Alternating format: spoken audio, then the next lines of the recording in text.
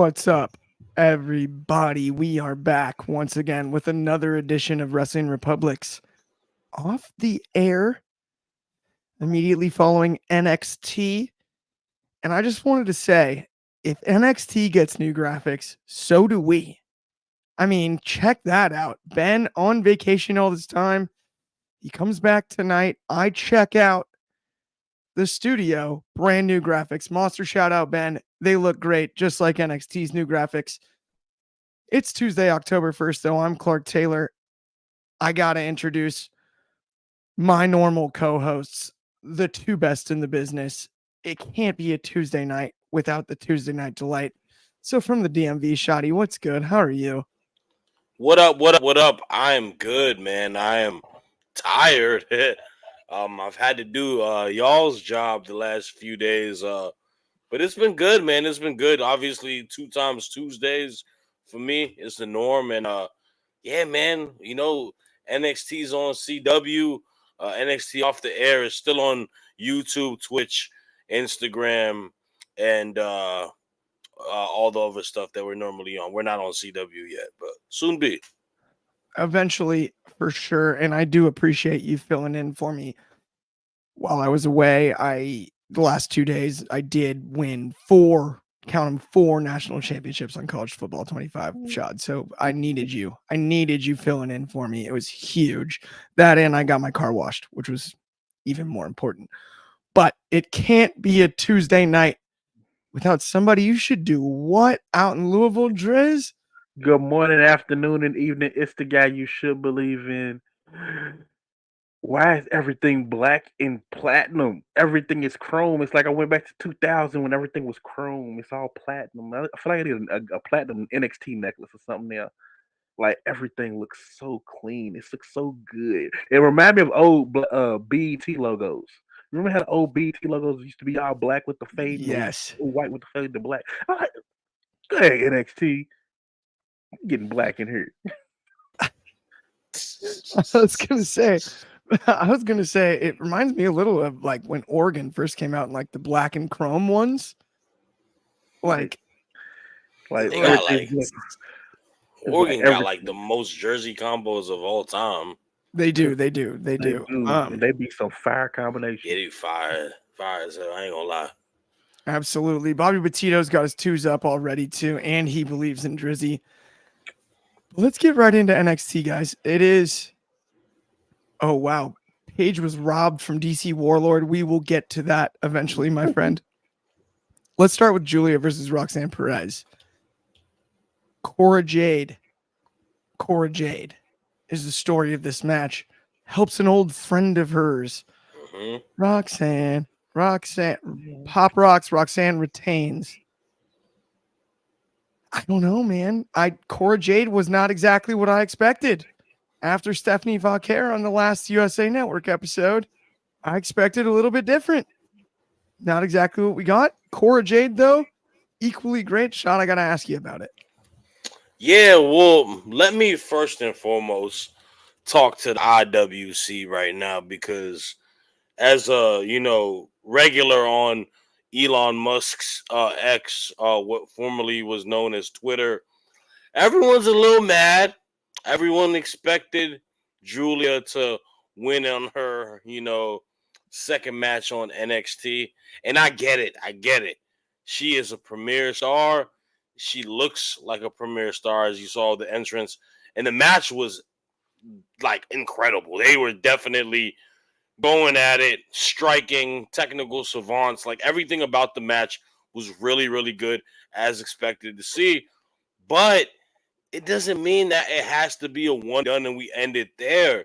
Like this is what storylines are all about.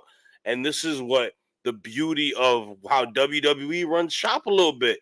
Like they take storylines and they give you a little bit of a slow burn. Julia just got here. She's got an immense amount of time to win that title. And she probably will win that title at some point.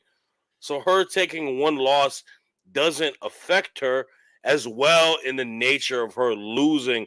And like you said, I didn't expect it. I guess I didn't think of the obvious that Miss Cora Jade is from Chi-Town.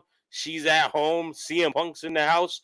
You know that she looks up to him too, and she got the invite and she helped out a familiar foe but friend as well in Roxanne Perez. And she says she likes the woman that Roxanne Perez is becoming. I like the idea of them, having a bit of an alliance. Whether that makes them a team, I don't know. I could very well see a fatal four-way be, the move at some point, because Stephanie and Julia, let's not forget, they are also foes at a point too. They wrestled each other in New Japan this past year for the New Japan Strong Women's title. So it may be a familiar territory where, just like that, frenemies teaming up and going in the tag team match. That may be the case, but overall, I like the match a lot. I thought them kicking off the show was great. The presentation of both women is incredible. Julia's entrance is so dope. I love it. I love the smog. I love the purple, all of that. And I really like Roxanne Perez just solidifying herself as the women's champion, but being the best women's wrestler this year. I don't think it's something that we can ignore. She's got so many solidified title defenses, a strong resume of competition that she's gone against. It's just a remarkable year, and she's really, really just topping off another tally on a phenomenal year. And I do like Cora Jade also getting her moment in Chicago, coming back. It's great to see her. She looks great. And yeah, man, the rich are continually to get richer because they still have some riches that was in the stash that we forgot Yeah, about. Fantasy football, you got that IR slot, right? She was on the IR exactly. slot. She got her, ability to come back. And she's back. I, I mean, I think you broke that down perfectly. And this women's division is stacked. We've talked about it endlessly. I mean, to your point, but the Vauquer factor, not here tonight, not a problem. I have no issue with it whatsoever, right? Like Bobby Petito was saying he expected it. I kind of expected it. We didn't get it. It's fine. Drizzy, I got to ask you really quick, though. How do you insert Stephanie Vauquer into this equation? Because you heard Shad earlier suggesting a fatal four-way. What are your thoughts on that idea? And maybe If Stephanie next week. eventually we're gonna get to that, but I think they're gonna save it. They're gonna do one thing about NXT is they do still stick to the WWE rubric. Like, yes, they're the cool, fun product, but they still live in the same rules and the same house as WWE. So you know what you're gonna get. You're gonna get one of them Teddy Long tag team matches. So you're gonna get CM Punk's kids, Roxanne and Cora J against Stephanie and Julia. In fact, for reference, I can tell you what they're gonna do. There was, I want to say, back in Black and Go NXT, it was Black and Go NXT. They had, I really want to say it was Balor and no, it was, I can't think of who it was, but it was a tag team that was bothering Hideo Itami, and his tag team partner was the incoming Finn Balor. So Mhm. it's the way WWE does things. And it's a good way to ease people. You give them a little taste of what they're gonna get, and then you can sit there and really serve them a full plate of Stephanie Valkyrie so they can digest all of that. Then you get the things like you'll get Julia and Stephanie. You might get Roxanne and Stephanie. You're gonna get Cora and Julia. Like, we're gonna get all these different combinations. The main event scene for the women's title just got great, and it's all from the adding of a homegrown talent. That's the best part. Yes, absolutely. I'm with you. I'm all over it. This women's division never gets old, Drizzy. It doesn't. Yeah. I mean, we talk about it all the time. It just doesn't. NXT is on fire, and for its And we first episode we on CW, I we had loved it. we had a little vignette too. Obviously, it's not on our topics, but Right. potentially a new superstar. I think the Rumbles are that is Delta from Australia, uh, who is a coveted free agent as well. Hey man, it's kind of crazy over here in these NXT streets. Oh, DC Warlord, by the way, with the assist here said, Drizzy, I think it was either the Ascension or the Vaudevillains. That's a good point. It was I, one of those two. it's probably the Ascension. I feel like I that think it makes was more sense. That's Ascension. what I think it was Ascension as well. That sounds correct. That sounds correct. That's Absolutely. right. Thank So you. it's 2024. Um, We're talking about the Ascension. and then Bobby Sounds great. Batista with you never know who Shawn Michaels can sign. That's absolutely true. Over on Sign Instagram, us. Uncle Cal's Corner said, solid show tonight. And then great CW debut. Had fun calling the WWE's weekly table / barricade spots. That's funny. Okay. Let's move on though to an absolute blood feud here. It's Wesley versus Zach Wentz, the Rascals, MSK, whatever you want to call them, in a street fight. And this was a tough, tough one to follow. Drizzy, I'm going to go to you first. Chain Hey, around the knees, across the chest. What a violent finish. a violent finish, a creative finish. They did. We've seen so. It's almost like the cage match effect. We've seen so many of these types of matches that it's hard to not be formulaic and not be boring. Zach and Wes found ways to be interesting. They did amazing things. They did things that you're not seeing on a weekly basis. Zach with the swan dive onto Wes, who is in a trash can. The the the he went for a Wes went no who was Zach went for a satellite. Uh, I know he called it. I know he called it. He has a name for it, but a satellite RKO basically. And Wes launched him into probably one of the scariest spots of the night, but it launched him over the table. He was supposed to land on the table. He landed over the table. So that shows how far he really went. Just so many creative spots. I applaud these men for first off having such a captivating feud. We've already been saying this is probably one of the feuds of the year, but then if this is the end of it, having such a creative end. I'm such a fan of how you can get to certain points in a story without doing the same things that everybody else is doing. And my hats are off to Wes and Zach. It was amazing seeing you guys together in the ring. It's just it's great. Thank you. Thank you for this feud. Now, but if you want to make it, but if you want to do one more Bound for Glory, I will not complain. I'm not going to complain either, especially if it's on the TNA side. And I'm with you. This was one of those like we've been asking for. I don't want to say the blow off, but like just the violence between these two, like the way it's been built, it's pure hatred at this point, and they took it all out on each other tonight. It was not that the previous matches weren't great because they've been Mhm. every exchange has been good. I'm interested in something X Division style on the TNA side. Add That'd Trim be Gill to dope. the mix. I don't care if you can. Yes. There's all kinds of good stuff. It's just like I loved this. Loved this match. Shot, I know you did too, and the crowd was all over it. Talk to me about it really Mhm. quickly as well. Yeah, I would say this was probably match of the night. I thought it lived up to expectations. It followed another phenomenal match between these two gentlemen. And like you said, it's been a very intriguing, fun feud overall between Wesley and Zach Wentz. And yeah, man, physical upon physical, a lot of crazy spots. Like y'all mentioned, I think DC Warlord said he's trying to do the UFO cutter and it kind of slipped and falling through that table. And he didn't even break the table. He like slid off the table. The finish was very creative. And yeah, man, I just think overall they really put on a clinic and put on a show in Chicago. The fans were absolutely just going bonkers for it, loving everything about it.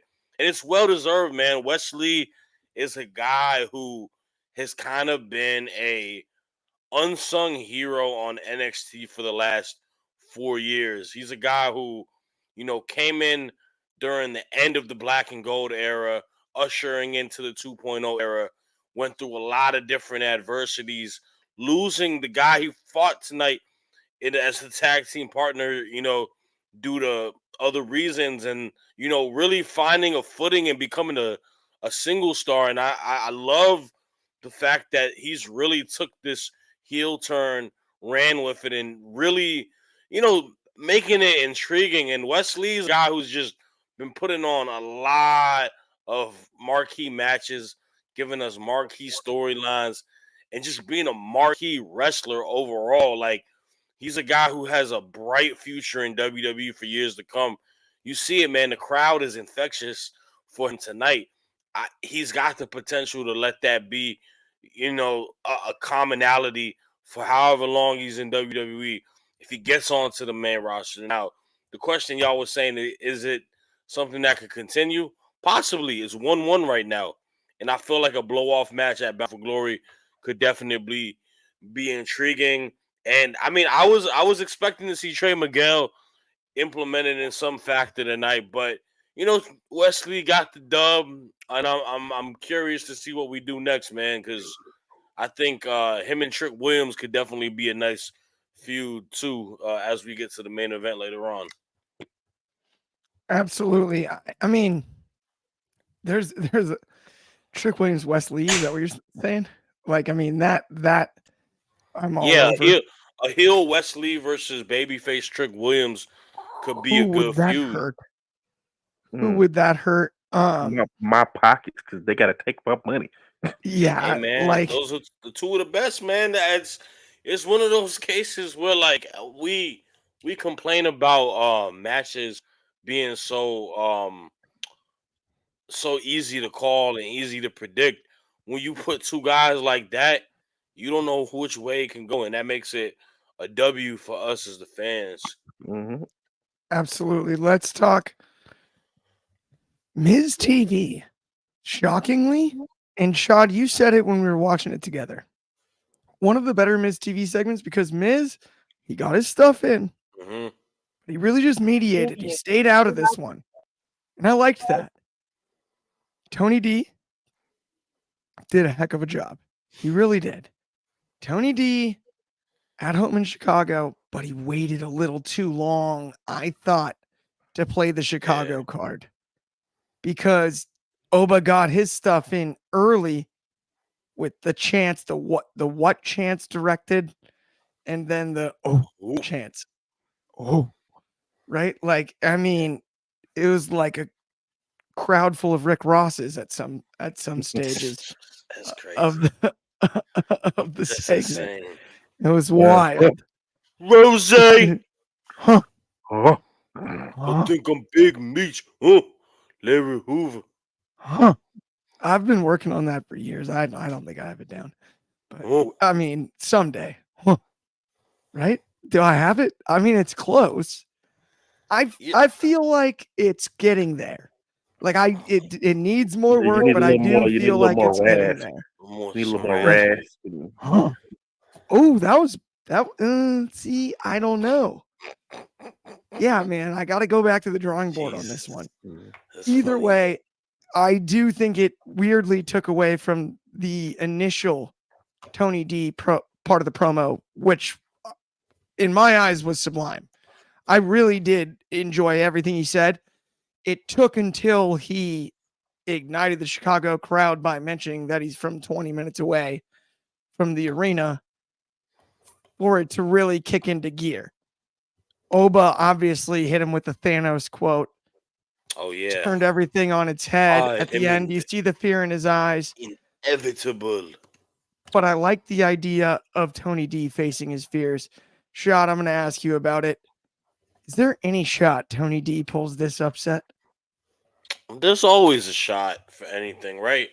This is pro wrestling. If you sell the story well enough, if you build a reason for the fans to want to get behind you, there's always an opportunity. But in this particular situation, I wasn't convinced that Tony D'Angelo was going to beat him or have a fighter chance in a sense, because like you said, I think the notion is that Tony D'Angelo has got a bit of self-doubt because he's going against someone and they're trying to play a bit of a Rocky storyline to it, but it's difficult because I would love to see the guy get gold. I think he's a phenomenal professional wrestler. I think he's a great character. I think he looked great with the family popping out tonight. I think he did good on the mic too. Once he kind of shook off the nerves a little bit, he did his thing. It's just the fact that Obafemi is such a dominant figure in this business. It's so tough for me to think that he's gonna lose this belt, bro. Like he's just got a sense of aura and presence that is on top of just being a absolute beast. I mean, your man Vic Joseph even said it. I'm sure some of these college game day teams that play on the CW wish they had him blocking for their quarterbacks or playing on the D line, and he's built different. So I don't think he's going to lose to Tony D'Angelo, but I do appreciate the story overall. I think it was great. And yeah, like I said, Miz TV tonight was a good episode of Miz TV because Miz kind of was just sitting there observing, letting these two young guys, go through the ebbs and flows of talking in front of a big crowd, man. They don't get this opportunity a lot. So that's that. And before I hand it off to you and Drizzy, I love you, Solo Sikoa. I love you, my tribal chief. I've got MDB 999. I've got something to say because I know homies with Megan, you love Solo, you always shout out Shot and stuff, but I'm a fellow Chicago dude. Never get any love on any of these shows. And it was nice to see Tony back in his hometown tonight. It's mine too. Yes. You know what I have an issue. agree. You know what? This But just what made the me heck? realize something, bro. You just made a I great thought point. we could be good friends. Clark, you know who I'm mad at? Who? Kanye West. No, same. Ooh, yeah, No, no, dude. no. Not because of We, reasons you're probably mad at him. But Kanye West went to Pro Wrestling Noah, but he couldn't come to the Chicago, and watch the no, people work in NXT. Come on, yay. I no. still I voted mean, for you in November. It's all good. see, yeah. I mean, I I'm just joking around. Nah, he's right if that we're in. Nah, talking you college right that in. dropout, if we're You're right talking it is. graduation, if we're talking all that stuff, mad love for Kanye. I did get my love here from Clark. You I know love you're the Kanye man. stuff Thank too. you. MDB, absolutely. You would have tried to hop the barricade for Jada Parker. I know a That We lot of all is women would tried to have. do the We same all thing would too. have. there's many of us that would have People on would have hit that the Rey one. Mysterio jump on that, bro. There's Hell no yeah. doubt about it. But Driz, obviously, I got to ask you what you thought about Miz TV tonight. I That mean, was do you have any shot for Tony D? Give me an odds. Not that we're gambling, but like if we were. Tony D has 0.0001% chance of beating Obafemi. Woof. We say this all the time. A lot of things are great. A lot of things can happen.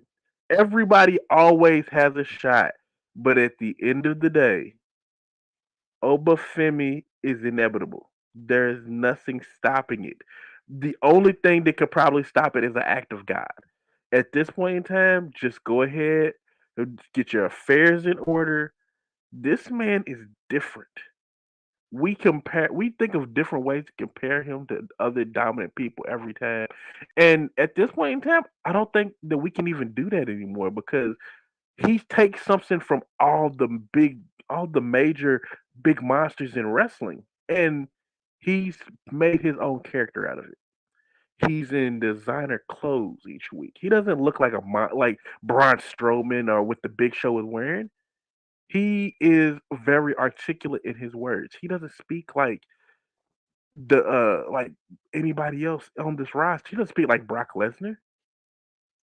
He is his own monster now, and this, which is also perfect use of the Miz. And I would like to push that he is used like this more often because I think this is also a really good exercise to give the NXT champions and challengers when they get ready for big matches like this. Because Tony D, we hear him in pre-tapes all the time, and when he does do these things, it's very short. This is the longest I've seen him talk, and he was really good in it.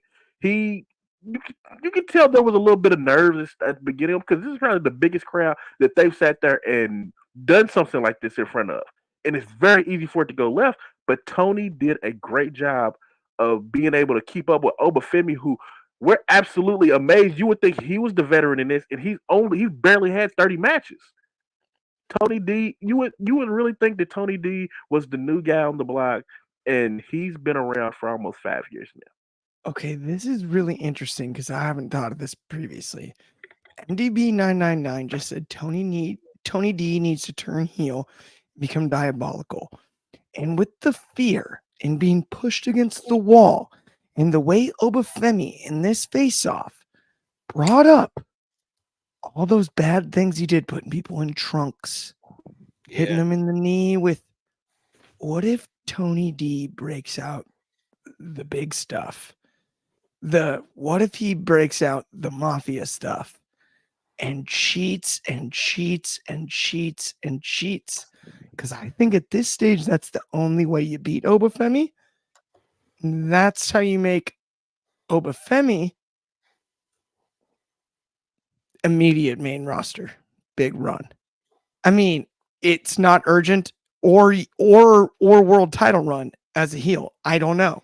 Yeah, I can But see if you that. were ever gonna take the title off of him, Tony D breaking out the crowbar and all of his goons, all of the right, like he's got Yeah. he's got his band of fellow mafiosos, right? He brings the capo to the dance Mhm. this time.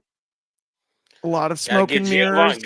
gotta get Giovanni Vinci, man. That's all he's I, missing. Ooh, that would be a very good move. given the orders from Sicily, Mhm. Yeah, man. that would Listen, Come out be. come the out in a Don Ferrari. sent me. Like I And said, then the and then big Don sent MDB just even added, if Tony D starts cheating, then it's going to elevate the rest of the crew because they're stale as a stable.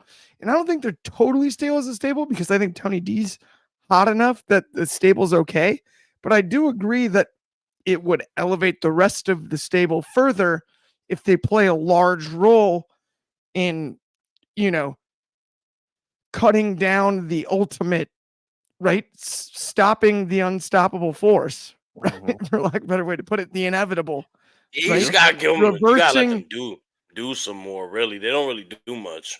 And that's where it, to his point, Tony D being so afraid, what's he lean on? I don't know if he leans on his heart like Rocky. If they pump fake us, and instead of going Rocky, he goes Al Capone. I, Yeah, I would not be that upset by it. I truly wouldn't, because I don't think it hurts Obafemi that bad if it takes all of that. But No, if I they, think if honestly, it makes the myth of Obafemi that much stronger. yeah, Like, imagine when the next groups of kids in NXT come up and they're like, "I heard Obafemi beat the Mafia by himself." yeah, although Like, although Rizzo being like a Griselda Blanco type of like side boss in a way, that'd be kind of dope. I need to see her kind of tap into that bag a little bit more though. I mean, I just think we're on to something with that idea. The Rocky storyline I dig, but here's my only issue is we got our big Rocky pop already in Chicago. Mhm. And I don't Yeah, I don't and know if then the there's a match, payoff if Clubber Lang knocks him out, and then the match is right? happening in St. Louis, Or if not happening in Drago knocks Chicago. him out. Yeah, in St. what if Louis and Chicago don't Actually, love each other.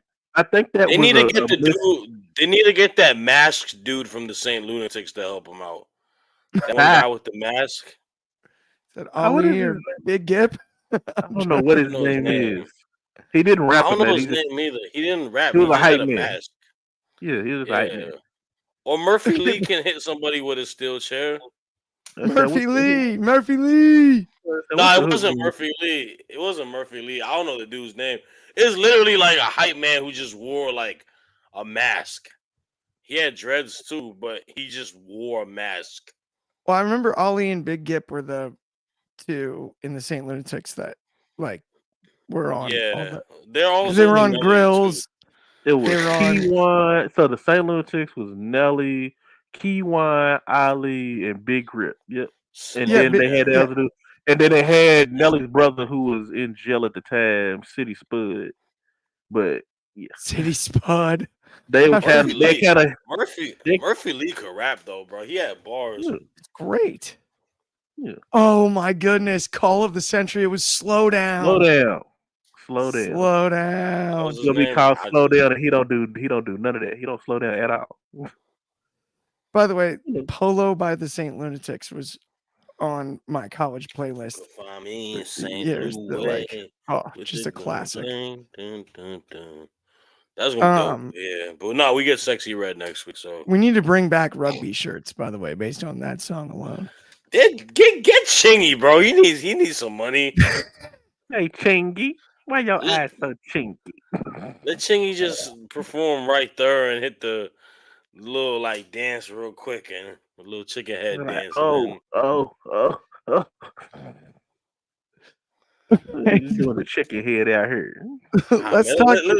let's go to the next topic. We wildin'. Let's talk JC Jane and Fallon Henley against Lola Vice and Jada Parker. Jada with the walkout, which was real funky. Did not see that coming. And then obviously post match, we get Kalani Jordan, who was on the call for this match, Mhm. gets stared down by JC and Fallon and whatever diet, whatever they're called. What's their names again, Shad? Someone help me with this. I'm blanking right Fatal, now. fatal, Fatal Fatal influence. Fatal yeah, influence, influence. fatal fatal influence. attraction influence, attracting Like, influencers. like you gotta hold up. That name makes zero sense. Like, if It's you get influenced by them, you die. That's Fatally, basically what their name means. yeah, fatally attractive influencers is So what I you think the full basically name is. you don't live if you were influenced by them. that name. That name was AI generated. See, MDB's got my back on that one. I said It's fatal been a influence long first, bruh. afternoon. It's a No, you did. and it's the thing is after the last few weeks, they're not a bad group together. It looks aesthetically, it looks great together. We just I got to change that name. yeah. I agree. I said I it on mean, Twitter too. I actually think JC Jane and Fallon Henley are like a pretty good like as a tag team, they have like a move set, they work together. Like the Mhm. chemistry's there. Yeah, it's the other stuff. The faction just needs to like they just need matching ring gear, man. Was she Yeah, coming out in that that damn too. that like Her that cowgirl cow stuff. jacket? Yeah, bro, like I just mean, and wear what she can still wear that. Just let your ring gear still match with everybody else. It's almost it gives mismatched tag team. It doesn't give that you're yeah, exactly. a faction. It it's gives that too many they're the tag individuals. team and you're just that guy, the girl to come with. But the most, the only thing that matters is what happened after the match. We got Jade and Bianca, bro. This was a very loaded. This was a very Hey, loaded thing. There's a lot of great this is things the to love. comment of the year right here from MDB. Softcore Softcore country. country. Jesus Christ, that is funny, bro. That is Oh God, insane, bro. no! Oh, I Oh can't. God! That is a Oh, winner right there. That's I as hate to that's say as it. good. That is as good as trash by negligence, man. I ain't I gonna lie. love oh, comedy, and that is comedy. That is. I don't even think anyone would be offended by that because that's that, so funny. You can't oh, even make up how funny that is. Softcore country. Outstanding. She's softcore country. That is Goodness funny, bro. gracious, sakes alive. oh, Wow. That is outstanding. Round of applause there, no that doubt is trash. about it. That's Dude, legendary right that is home run trot. I feel That bad. clip. I can't look at her the same anymore now. No, She's I'll doing never. It's completely changed there. my entire watching career from here on out. Okay, let's move on to the main event of the evening. let's get to the main event. So Chicago made Punk CM Punk. Special guest referee did a really good job. Had a little weird exchange there on commentary late with Mr. Booker T, but that's neither here nor there. We'll let that one slide for now. Trick Williams, Ethan Page, Diet Scott Hall loses the title in Chicago against Trick Willie in the Bulls gear. They pump faked us on that silly spot where he almost lost on his own finishing move again. Don't let that happen ever again. It was cool once, not twice. Fool me once, okay. Fool me twice, not chill. And they almost did again. That kind of bugged me. The rest of it I loved. Trick Williams wins. Kind of freaked out about one thing. And this is personal because we've been doing this show for a long time. No movie after. It goes right into the news. I got the news on my end. That threw me for a loop, to say the very least. And also no 8-minute run over. So we're looking at 2 hours clean, my friends.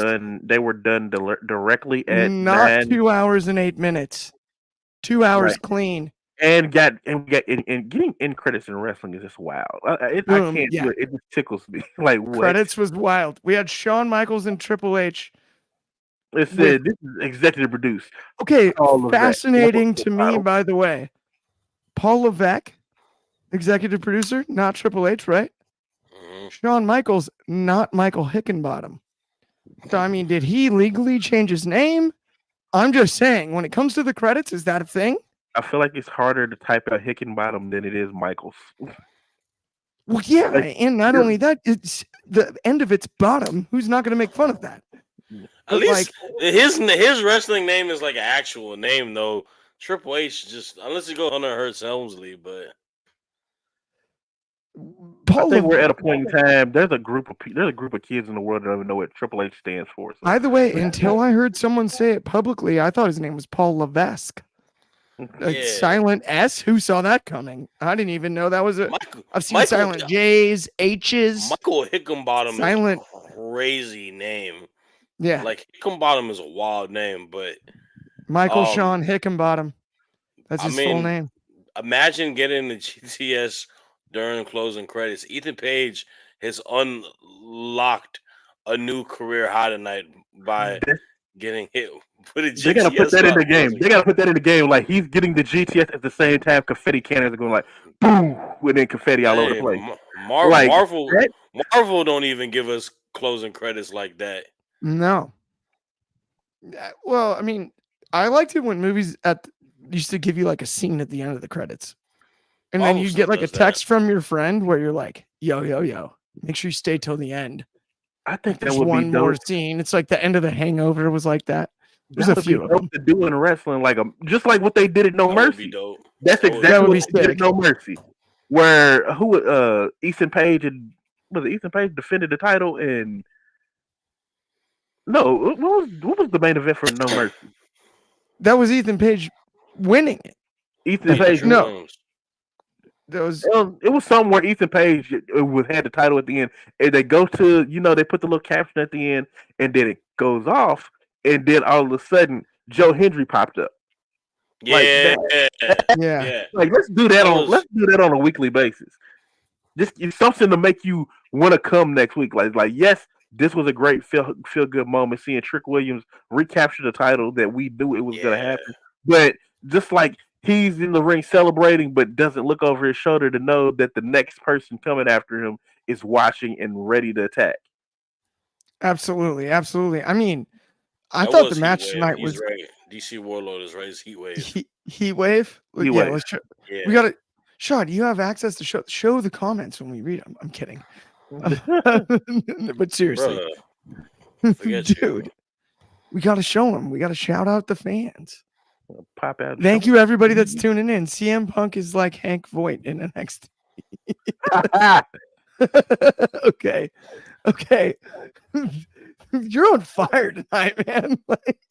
Yeah, bro's funny. Nah, but that is good stuff. The match itself, though, I thought it was a solid bout.